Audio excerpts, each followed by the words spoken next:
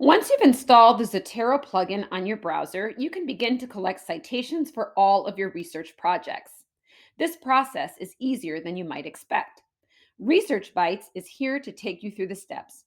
Let's get started. First, make certain Zotero is running before you prepare to collect your references. If Zotero is not running and you try to select a citation, a message will appear reminding you to open it. Then search for your resources online through Al Oakton's whole library. To add a book from Al or Overdrive or any other book catalog, look for the book icon at the top of your browser and click on it. Or if you have the book in front of you, you can add it using the book's ISBN number. Or select an article from one of our databases. Let's say you found an academic journal article in the Opposing Viewpoints database on zombies. It looks perfect for your paper. To collect this citation for Zotero, you click the folder icon. Then you choose which item or items to add to your Zotero library.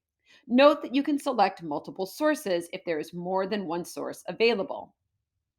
Once you have items in your Zotero library, you can add citations for these items into your document from either Google Docs or Word. Click on the Zotero tab and select Add/Edit Citation from inside your word processing application. Zotero will allow you to choose your citation style. Click on the correct style for your class. Search for the correct article title, and as you type, you can choose from the resources that appear. When you click on the correct resource, the information for the reference will appear in the search bar.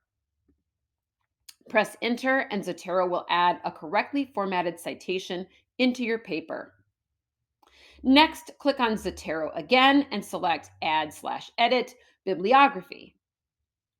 And Zotero will add the citation to your bibliography. You can use Zotero not only with the resources from Oakton Library, but for websites as well.